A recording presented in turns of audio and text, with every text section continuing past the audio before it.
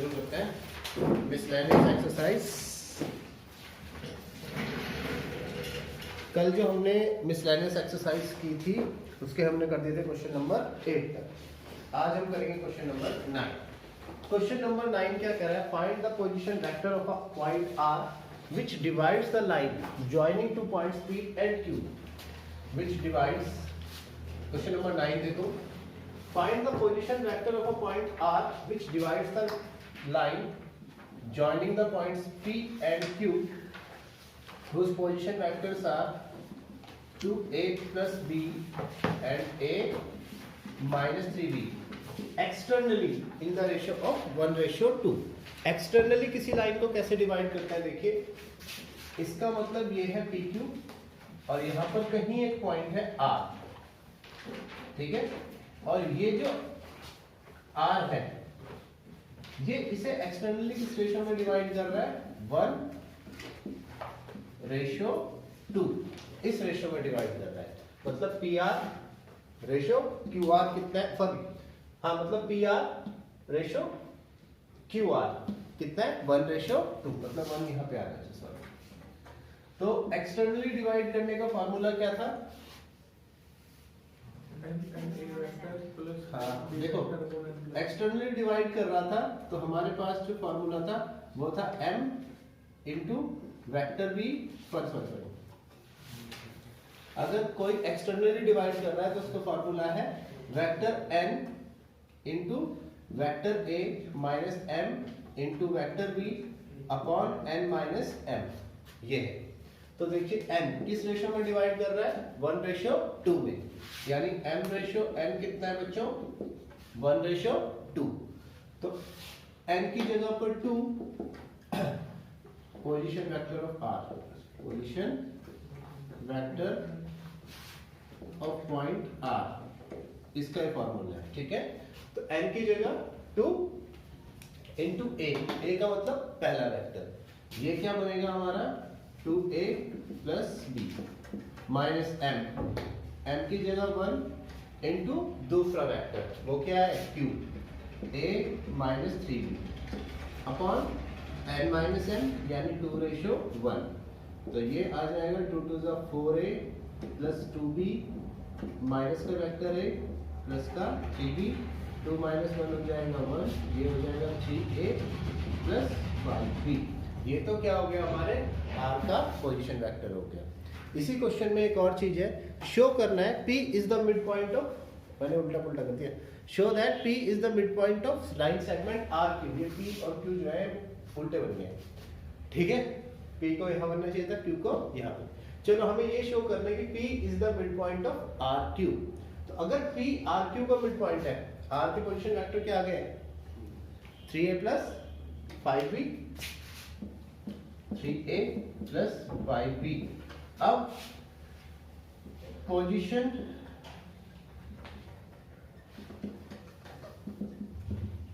Vector of the midpoint क्या था? ये vector a plus vector b by 2, यही तो था। हमें क्या शो करना है कि P क्या है? QR का मिड पॉइंट है। तो इन दोनों को ऐड करो, QR के लिए QR को क्या करो? ऐड। ये बना vector a minus 3b plus vector 3a plus का 5b upon 2, 3a plus 1a vector 4a plus 2b, नहीं सॉरी, हाँ ठीक था, प्लस वेक्टर 2b बाय 2। अगर हम 2 लेंगे तो ये क्या हो जाएगा? कैंसिल। ये बन जाएगा 2 times of vector a plus vector b, which is the position vector of P। इसका मतलब P क्या है? ये QR का मिड पॉइंट। यहाँ पर मिड पॉइंट मैंने शो नहीं किया गलती से, इसे यहाँ पे करना, इसे यहाँ पे करना, बाकी यही कॉपी करना।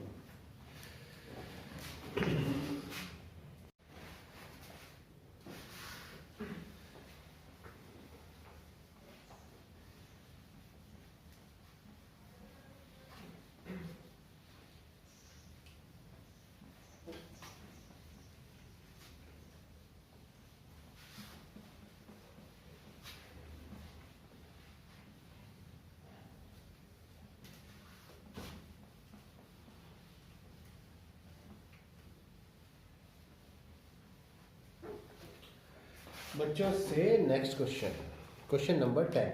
To adjacent sides of a parallelogram are, एक पैरेललोग्राम की दो एडजेसेंट साइड्स क्या है? क्वेश्चन नंबर 10 में देखिए, two adjacent sides of a parallelogram are a equals to 2i minus 4j cap plus 5k cap and b, नमस्ते, second side I minus 2j plus j.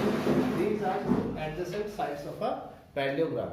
अगर आप figure से समझना चाहते हैं बच्चों तो समझिए कि ये साइड्स जो होती हैं पैरेललोग्राम की, ये एडजेसेंट साइड्स। -3 के कहाँ पे? -3 के। अच्छा ठीक, तो ये एडजेसेंट साइड्स जो है पैरेललोग्राम की, पैरेललोग्राम ऐसे बनेगा और ये जो साइड्स है ये है इसकी एडजेसेंट साइड्स। ये मैंने कहा सपोज वेक्टर ए और ये है सपोज वेक्टर बी, ऐसे बना लो। तो हमें क्या निकालना है? देखिए आगे, सबसे पहले find a unit vector parallel to its diagonal and also its area. एक तो मुझे निकालना है unit vector parallel to its diagonal और दूसरा इसका एरिया निकालना है। तो unit vector parallel to its diagonal, सबसे पहले तो इक्वेशन ऑफ द डायगोनल या vector along its diagonal, vector along its diagonal कैसे निकलेगा? अगर आपको याद हो एडिशन ऑफ द वेक्टर्स में एक पैरेललोग्राम वाली प्रॉपर्टी भी थी, वो क्या कह रही थी कि इस वेक्टर और इस वेक्टर का सम किसके इक्वल होता है? इस वाले वेक्टर के इक्वल होता है। याद आया नहीं आया? आया? तो position vector along its diagonal, ये हो जाएगा वेक्टर ए प्लस वेक्टर बी। तो वेक्टर ए प्लस वेक्टर बी यहीं से कर दूं, 2i plus 1i cap 3i cap minus का 4j कैप माइनस का 2j cap 6j cap 5k cap minus 3k cap 2k cap 2k cap. अब unit vector along the diagonal और parallel की भी यही इक्वेशन होगी, ठीक है? क्योंकि दो अगर वेक्टर्स पैरेलल है तो उनका डायरेक्शन क्या होता है? सेम। तो unit vector along the diagonal, तो ये क्या आ जाएगा? ऊपर तो आएगा वेक्टर ए प्लस वेक्टर बी और नीचे क्या आएगा? Absolute value of vector A plus vector B.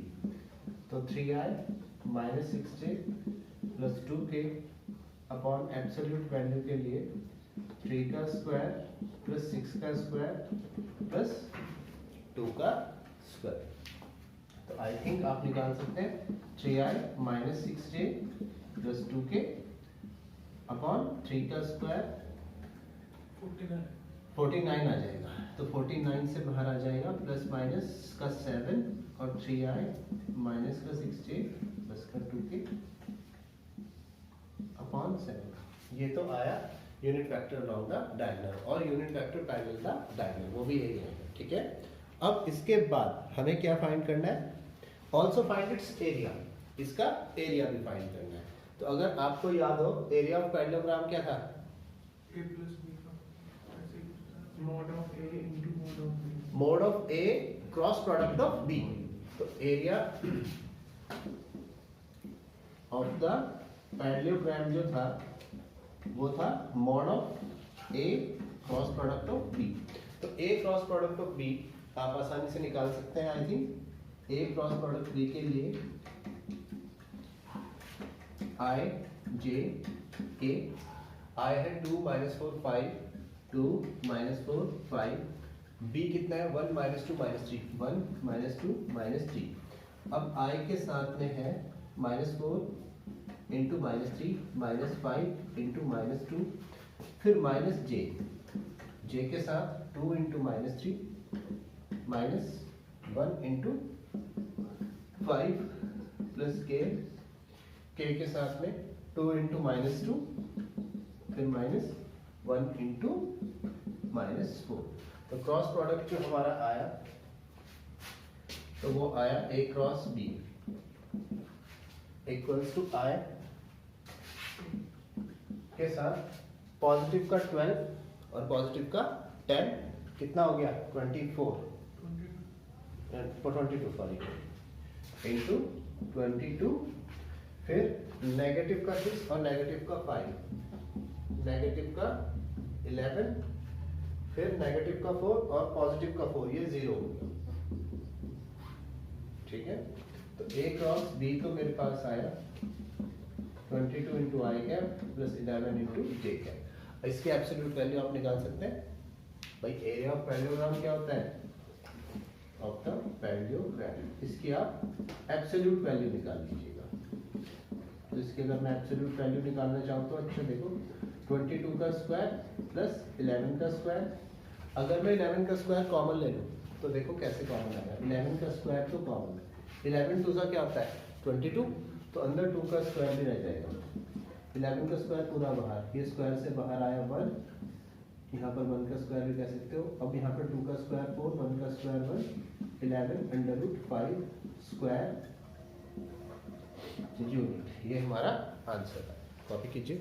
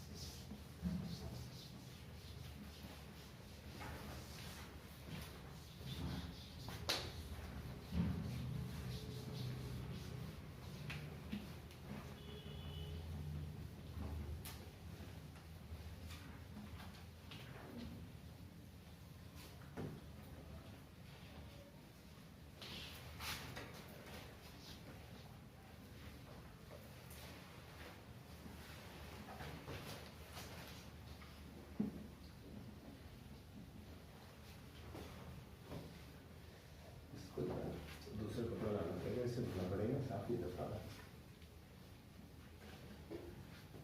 हाँ जी बच्चा, अब इससे नेक्स्ट दूसरा वाला अब हम हैं क्वेश्चन नंबर 11 पे। क्वेश्चन नंबर 11 क्या कह रहा है, show that the direction cosines of a vector which is equally inclined to the axis OX, OY and OZ are. ये इक्वली इंक्लाइंड है, तो let this vector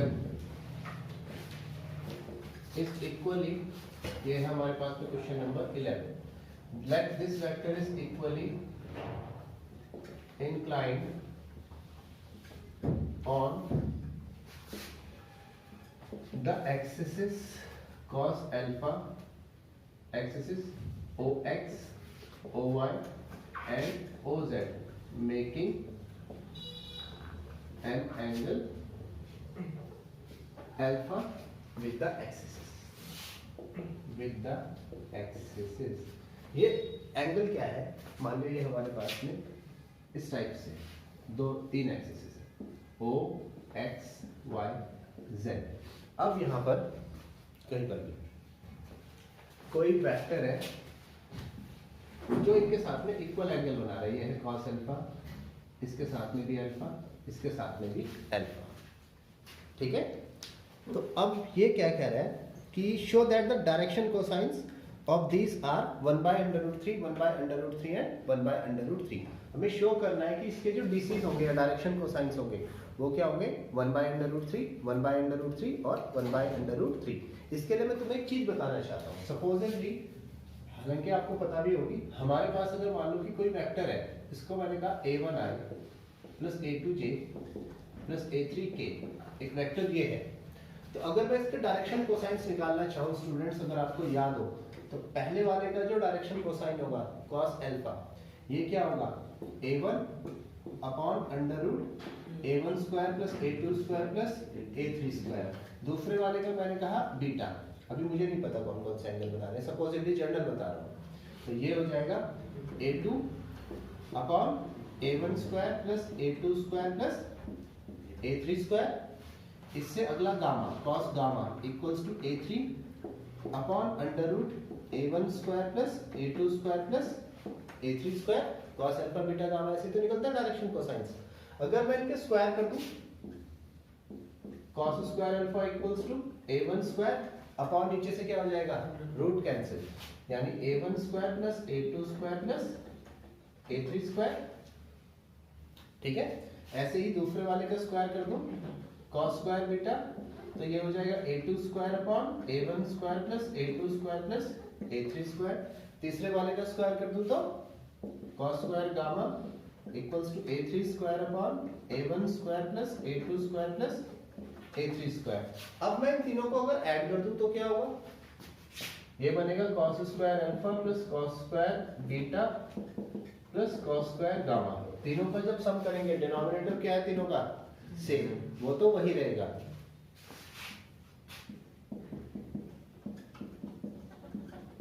numerator add हो जाएंगे, वो बन जाएंगे a1 square plus a2 square plus a3 square, a1 square plus a2 square plus a3 square. ये भी कैंसिल हो जाएगा, या cos square alpha plus cos square beta plus cos square gamma equals to क्या हो जाएगा, 1। मेरी बात समझ में आ रही है? इसका मतलब जो डायरेक्शन कोसाइंस है उनके स्क्वायर का सम कितना होता है, 1 होता है। मैं ये आपको बताना चाह रहा था कि डायरेक्शन कोसाइंस के स्क्वायर्स का सम कितना होता है, 1।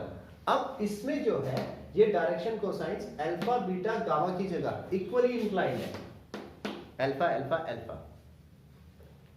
ठीक है, क्या है, इक्वली इंक्लाइंड है, अल्फा अल्फा और अल्फा। तो now if they are equally inclined, then alpha equals to beta equals to gamma. Yes, say each angle is alpha. हर एक एंगल क्या है, अल्फा है। तो अगर अल्फा है तो पहला वाला भी बन जाएगा cos स्क्वायर अल्फा, दूसरे वाला बीटा भी किसके इक्वल है, अल्फा के, तो वो भी बन जाएगा cos स्क्वायर अल्फा, और ये वाला भी बन जाएगा cos स्क्वायर अल्फा, और तीनों का सम कितना हो जाएगा, 1 1 2 3 cos square alpha equals to 1, या फिर cos स्क्वायर अल्फा 1/3, स्क्वायर हटेगा तो 1/3। तो पहला भी डायरेक्शन कोसाइन 1/OX के अकॉर्डिंग भी 1/3, OY के अकॉर्डिंग भी 1/3 और OZ के अकॉर्डिंग भी 1/3। अगर आपको ये कॉपी करना है तो ये भी कर सकते हैं, नहीं तो यहाँ से भी कर सकते हैं।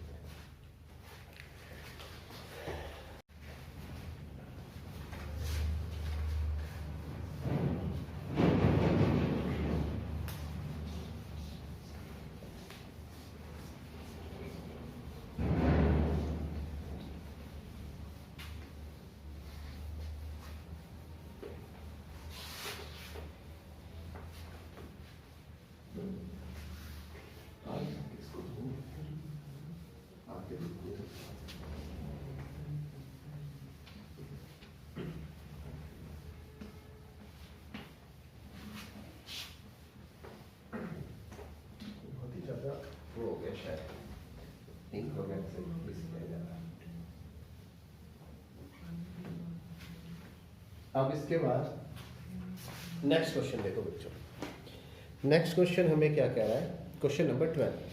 क्वेश्चन नंबर 12 हमें कह रहा है कि एक तो वेक्टर है ए, ध्यान से देखना, क्वेश्चन नंबर 12 थोड़ा बड़ा है क्वेश्चन। ये कह रहा है a vector A equals to i cap plus 4j cap plus 2k cap.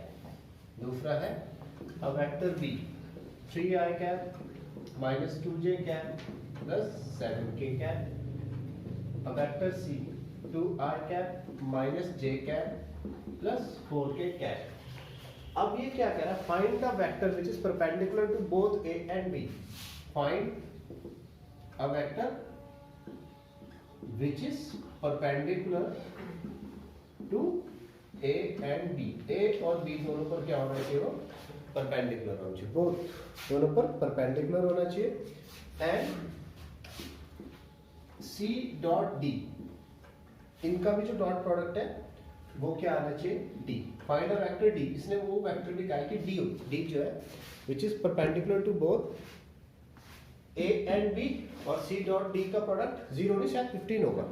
हाँ, सी डॉट डी का जो डॉट प्रोडक्ट है वो कितना होना चाहिए, 15। तो मैंने कहा let that vector D equals to d1i plus d2j plus d3k। ठीक है, उस वेक्टर डी को मैंने क्या मान लिया, d1i plus d2j plus d3k। अब वो a और b दोनों के क्या है, perpendicular. Now since vector d is perpendicular on vector a, since vector d is perpendicular on vector a, इसका मतलब वेक्टर d और वेक्टर a दोनों का डॉट प्रोडक्ट क्या होगा, 0। याद है तुम्हें, जब दो एक दूसरे के परपेंडिकुलर होते थे डॉट प्रोडक्ट क्या होता था, 0 होता था, और क्रॉस प्रोडक्ट क्या होता था, उसमें क्रॉस प्रोडक्ट में होता था 1। बिल्कुल सही। तो d dot a equals to 0। तो d हमारा है d1i plus d2j plus d3k into a। a मेरे पास में है i प्लस का 4j प्लस का 2k equals to 0। Dot product किया तो d1 आ गया प्लस 4 d2 आ गया प्लस 2 d3 आ गया इक्वल्स टू 0। ये तो मेरी इक्वेशन नंबर आ गई फर्स्ट। मेरी बात समझ में आ रही है। Now since it is perpendicular on vector B, अब ये किसके ऊपर परपेंडिकुलर है, वेक्टर बी के ऊपर। इसका मतलब d और b, इसका जो डॉट प्रोडक्ट है वो भी कितना आ रहा है, 0। अब d के बाद में d1i plus d2j plus d3k, इसका डॉट प्रोडक्ट b के साथ में, b है 3i minus 2j plus 7k, 3i minus का 2j प्लस का 7k, इन दोनों का डॉट प्रोडक्ट कितना आ रहा है, 0। तो ये आया 3d1 minus 2d2 plus 7d3, इन दोनों का डॉट प्रोडक्ट कितना आ गया, 0। ये क्या आ गया, मेरी इक्वेशन नंबर 2। मेरी बात समझ में आ रही है। और तीसरी चीज इसने क्या कहा है कि c डॉट d, इन दोनों का डॉट प्रोडक्ट कितना है, 15। नाउ c डॉट d, इन दोनों का डॉट प्रोडक्ट है 15। तो वेक्टर c जो है मेरे पास में 2i minus j plus 4k, इसका जो d है वही d1i plus d2j plus d3k, तीनों का डॉट प्रोडक्ट 15। तो इन दोनों का डॉट प्रोडक्ट 15। तो इससे जो इक्वेशन आई वो आ गई 2d1 माइनस का d2 प्लस का 4d3 इक्वल्स टू 15। ये आ गई हमारी इक्वेशन नंबर 3। अब तीनों इक्वेशंस को सॉल्व करना है, d1 d2 और d3 लाना है। कैसे सॉल्व करेंगे, देखो पहले तो फर्स्ट और सेकंड इक्वेशन को, ठीक है। तो फर्स्ट इक्वेशन है equation first and equation second. Equation first मेरे पास है d1 plus 4d2 plus 2d3 equals to 0। दूसरी वाली है 3d1 minus 2d2 plus 7d3 equals to 0। ऊपर वाली इक्वेशन में मैं 3 से मल्टीप्लाई कर देता हूँ बच्चों, ठीक है। अब ये इक्वेशन बन जाएगी 3d1 4 3 12 d2 3 2 6 d3 equals to 0। नीचे वाली यही है 3d1 minus 2d2 plus 7d3 equals to 0। अब दोनों इक्वेशंस को मैं सब्ट्रैक्ट कर देता हूँ। जब मैं सब्ट्रैक्ट करूंगा तो साइंस क्या हो जाएंगे, चेंज। तो ये माइनस हो जाएगा, ये प्लस और ये माइनस, ये हो जाएगा हमारा कैंसिल। तो इक्वेशन क्या बनी हमारे पास में 14d2 plus 13d3 equals to 0। इसे अब मैं इक्वेशन रोमन 1 का नाम दे देता हूँ। माइनस का d, अच्छा सॉरी, माइनस का d3 आएगा, माइनस का d3 से यहाँ पर आएगा माइनस का d3। अब फर्स्ट और सेकंड ले ली मैंने। अब मैं यूज कर लेता हूँ equation second and equation third. Equation second और थर्ड को यूज करते हुए सेकंड मेरे पास में है 3d1 minus 2d2 plus 7d3 equals to 0। Third equation मेरे पास में है 2d1 माइनस का d2 plus 4d3 equals to 15। अब सेम बनाने के लिए ऊपर तो चले जाओ, 2 से मल्टीप्लाई करो, नीचे मल्टीप्लाई कर दो 3 के साथ। 3 2 6 d1, 2 2 4 d2, 7 2 14 d3 equals to 0। 3 2 6 d1 minus का 3 d2, 4 3 12 d3, 15 3 कितना हो गया बच्चों 45। अब फिर से क्या कर देंगे हम, साइन चेंज कर देंगे। जब साइन चेंज करेंगे माइनस प्लस माइनस हो गया, d1 से d1 कैंसिल हो गया। अब हमारे पास में आएगा माइनस का d2 प्लस का 2 d3 इक्वल्स टू 45। मेरे ख्याल से समझ में आ रहा है। तो हमारे पास ये दो इक्वेशन आ गई, फर्स्ट और सेकंड। अब मैं इन दोनों इक्वेशंस को सॉल्व करना चाहता हूँ, तो कर सकते हैं आसानी से।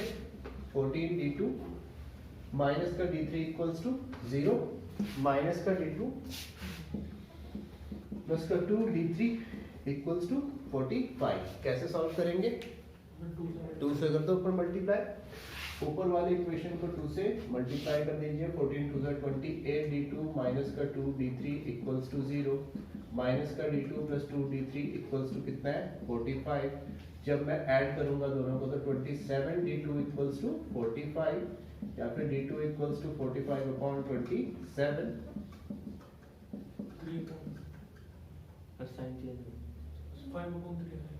नहीं साइन से नहीं, तो ऐड कर रहा हूँ दोनों को, ठीक है। हाँ 5.3 आ जाएगा, सही कह रहे हो, 9 से हो जाएगा 5/3। अब ये जो d2 आ गया, ये d3 भी निकाल सकता है।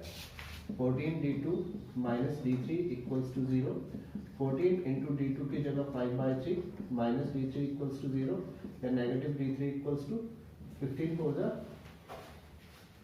60, नहीं यार 70 माइनस का d3 इक्वल्स टू माइनस का 70/3, या d3 कितना आ गया 70/3। d1 और d2 मेरे पास आ चुका है, इसे किसी भी इक्वेशन में रख दो। d2 और d3 आ गया, किसी भी इक्वेशन में रख के क्या निकाल सकते हैं d1, और फिर हमारा वो जो कोऑर्डिनेट है वो आ जाएगा d equals to d1i plus d2j plus d3k। ठीक है, एक बार देख लेना, कहीं कैलकुलेशन मिस्टेक हुई होगी तो उसे खुद कॉपी कर लेना, प्रोसेस यही है। काफी बड़ा है।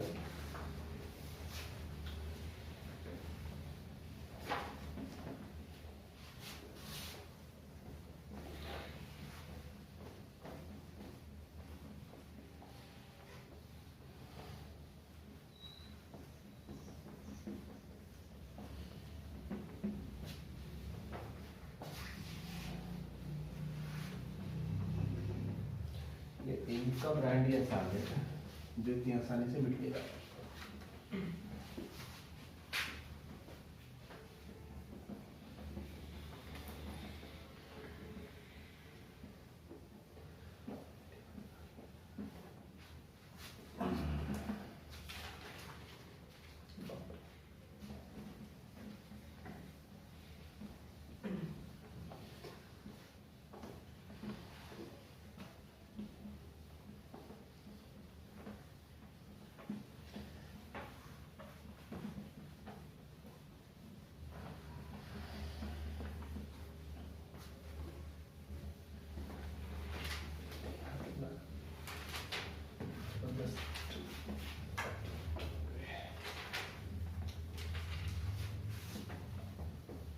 हाँ जी, अब देखो नेक्स्ट क्वेश्चन।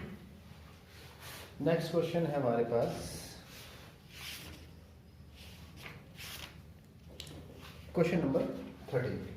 क्वेश्चन नंबर 13 देखो, the scalar product of the vector, scalar product of the vector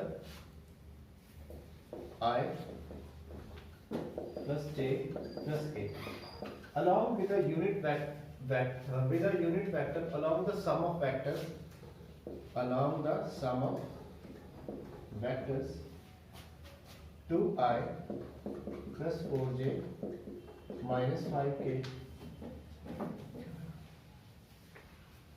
along the scalar product of the vector along with a unit vector, with a unit vector along the sum of the vectors this and this is equal to 1, तो find the value of lambda। ठीक है, तो भाई सबसे पहले तो मैं ये मान लेता हूँ late a equals to 2i plus 4j minus 5k and b equals to lambda i plus 2j plus 3k. अब vector a plus vector b, जब मैं इनका सम करता हूँ तो ये बनता है 2 plus lambda into i plus 6j minus 2k। मेरी बात समझ में आ रही? अब unit vector along vector a plus vector b, इसके अलॉन्ग जो यूनिट वेक्टर है वो आ जाएगा 2 plus lambda into i plus का 6j माइनस का 2k upon under root 2 plus lambda square plus 6 का स्क्वायर प्लस माइनस 2 का स्क्वायर। ये तो इसके अलॉन्ग क्या आ गया? Unit vector. अब इस यूनिट वेक्टर का इसके साथ में स्केलर प्रोडक्ट किसके इक्वल है? 1 के इक्वल। स्केलर प्रोडक्ट कौन सा प्रोडक्ट होता है? Dot product. Very good. Now I plus j plus k dot 2 plus lambda into I plus 6j minus 2k, इसके साथ जो डॉट प्रोडक्ट है, और अपॉन 2 प्लस लैम्डा का स्क्वायर 6 का स्क्वायर प्लस माइनस 2 का स्क्वायर, इन दोनों का जो डॉट प्रोडक्ट है दैट इज इक्वल टू 1।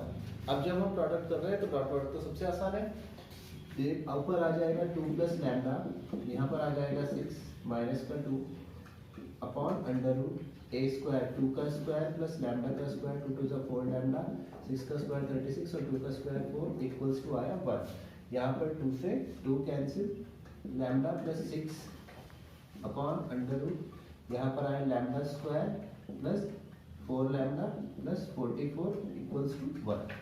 ठीक है, lambda square plus 4 lambda plus 44 equals to 1। अब स्क्वायरिंग बोथ साइड्स कर देंगे। स्क्वायरिंग बोथ साइड्स, दोनों साइड्स का जब हम स्क्वायर करेंगे तो यहाँ क्या बन जाएगा? ऊपर लैम्डा प्लस 6 का स्क्वायर और नीचे स्क्वायर से रूट क्या हो जाएगा बच्चों? कैंसिल हो जाएगा। ठीक है, तो ये बन जाएगा हमारा लैम्डा स्क्वायर प्लस का 4 लैम्डा प्लस का 44 इक्वल्स टू 1। ऊपर आ जाएगा लैम्डा का square 36 plus 6 to the 12 lambda upon lambda square plus का 4 लैम्डा प्लस का 44 equals to 1। Cross product lambda square plus 36 plus का 12 लैम्डा 1 से करेंगे तो लैम्डा स्क्वायर प्लस का 4 लैम्डा प्लस 44, लैम्डा स्क्वायर से लैम्डा स्क्वायर कैंसिल। अब हमारे पास 12 lambda minus 4 lambda equals to 44 minus 36, तो यहाँ पर आया 8 और यहाँ पर भी आया 8, 8 14, तो लैम्डा इक्वल्स टू कितना हो गया? 1।